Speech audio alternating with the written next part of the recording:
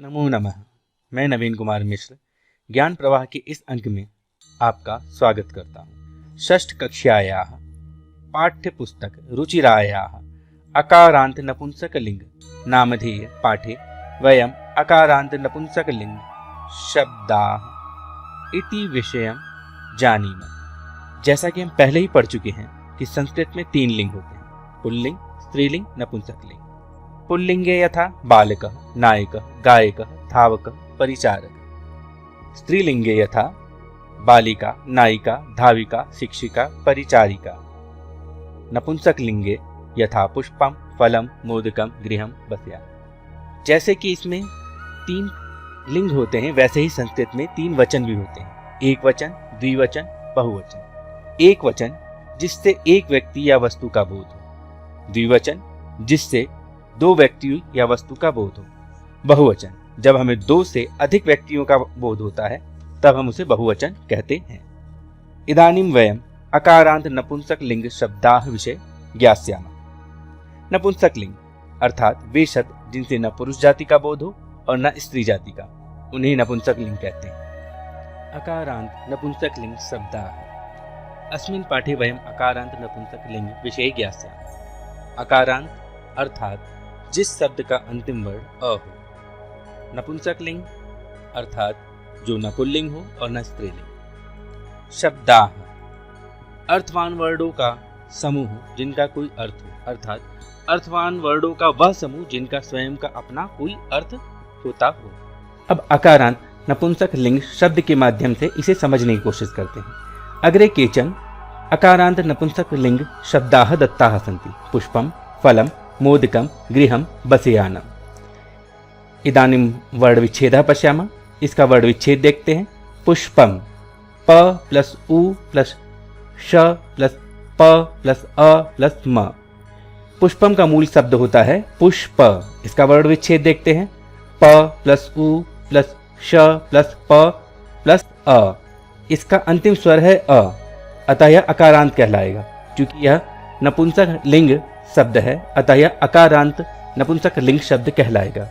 अगला देखते हैं फलम। फलम का वर्ण विच्छेद होगा फ प्लस अ प्लस ल प्लस अ प्लस म।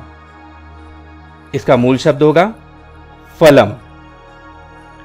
फ प्लस अ प्लस ल। इसके अंत में भी आता है अ, इसके अंत में भी आ रहा है अ, अतः यह भी अकारांत कहलाएगा, अकारांत नपुंसक लिंग शब्द कहलाएगा। अगला देखते हैं मोदकम। म प्लस ओ प्लस द प्लस क प्लस अ प्लस म। मोदकम में मूल शब्द होता है मोदक। मोदक, मोदक का वर्ण विच्छेद होगा म प्लस ओ प्लस द प्लस अ प्लस क प्लस अ। अब यहाँ देखिए इसके अभी अंतिम जो अक्षर है, अंतिम जो स्वर है वह है अ। अब चूंकि यह नपुंसकलिंग शब्द है अतः यह भी कहलाएगा अकारांत नपुंसकलिंग शब्द।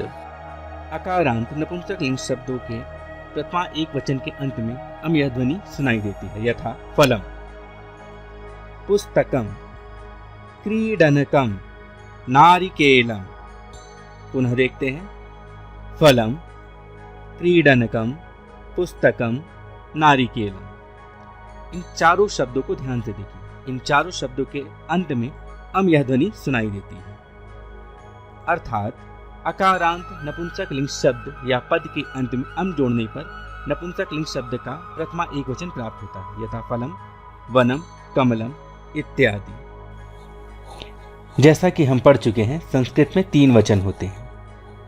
तो अकारांत नपुंसकलिंग एक वचन, द्विवचन, बहुवचन। अतः अकारांत नपुंसक लिंग में भी तीनों वचनों में शब्द रूप चलेंगे, यथा फलम, फले, फलानि।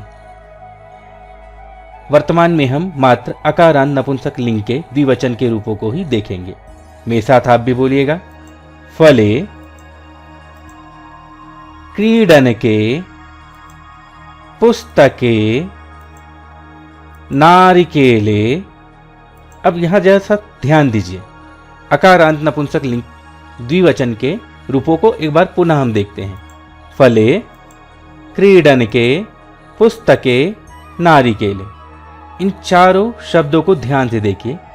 इन चारों शब्दों के अंत में आया है ए। अतः अकारांत नपुंसक लिंग प्रथमा द्विवचन के किसी भी शब्द के अंत में नित्य ही ए यह स्वर सुनाई पड़ेगा। पुनः ध्यान से सुनिए। अकारांत नपुंसक लिंग शब्द या पद के अंत में ए जोड़ने पर नपुंसक लिंग शब्द का प्रथमा द्विवचन प्राप्त होता है, यथा फले, वने, कमले इत्यादि। जैसा कि हम जानते हैं कि संस्कृत में 3 वचन होते हैं, एक वचन, द्विवचन, बहुवचन। फल शब्द का शब्द रूप देखते हैं, फलम, फले, फलानि। इदानीं वयम बहुवचनम पश्यामः। इस समय हम सिर्फ मात्र बहुवचन देखेंगे, क्योंकि हम पूर्व में ही एक वचन और द्विवचन को देख चुके हैं। मेरे साथ बोलिएगा, फलानि, क्रीडकानि, पुस्तकानि, नारिकेलानि। देखिए, फलानि, क्रीडकानि, पुस्तकानि, नारिकेलानि। इन चारों शब्दों के अंत में आता है आनि।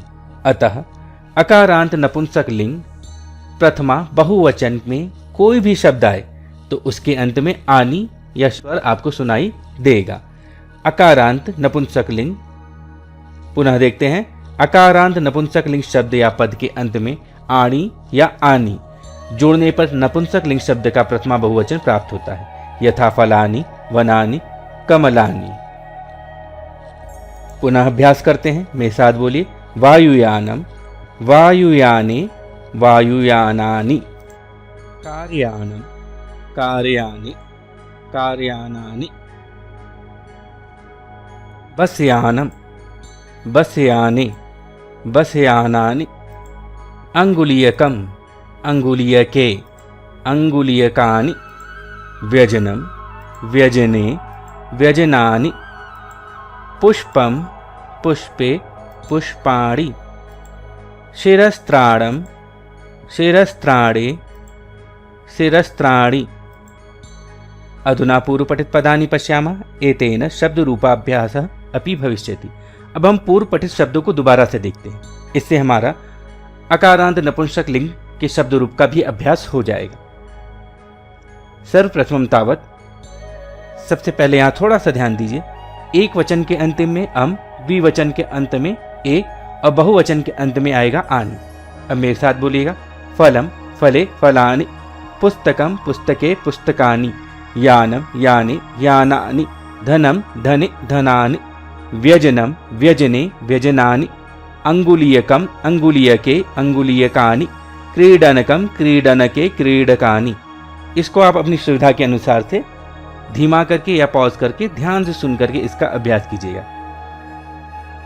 पुनः ध्यान दीजिएगा। अकारांत नपुंसक लिंग के प्रथमा एक वचन के अंत में अम, प्रथमा द्विवचन के अंत में ए और बहुवचन के अंत में आनि यह स्वर सुनाई पड़ता है। अब यहाँ ध्यान देने योग्य बात है कि अकारांत नपुंसक लिंग के कुछ स्थानों में आनि के स्थान पर आणी सुनाई पड़ता है, यथा आम्रम, आम्रे, आम्राणि। पुष्पम, पुष्पे, पुष्पाणि। गृहम, गृहे, गृहाणि। नारंगम, नारंगे, नारंगाणि। करवस्त्रम, करवस्त्रे, करवस्त्राणि।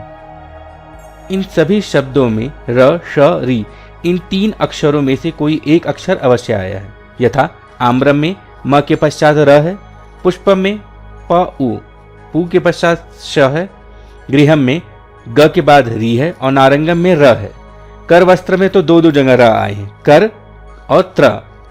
इन सभी स्थानों पर र, श, री इन 3 में से कोई एक अक्षर है, जिसके कारण न को ड़ हो जाता है और आपको आनी के स्थान पर आड़ी यह स्वर सुनाई पड़ता है। आप इसका बार बार अभ्यास करके, लिख करके, समझकर याद कर सकते हैं, जिससे आपको कभी यह भ्रम नहीं होगा कि कहां पर आणी होगा और कहां पर आनी। अब रिक्त स्थान की पूर्ति के द्वारा पूर्व पठितांश का अभ्यास करेंगे। ध्यान से देखिए और रिक्त स्थान को स्वयं भरने का प्रयास कीजिए।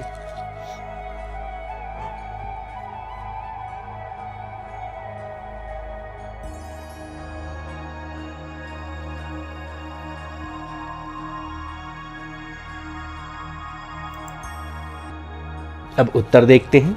मेरे साथ आप लोग भी बोलिएगा।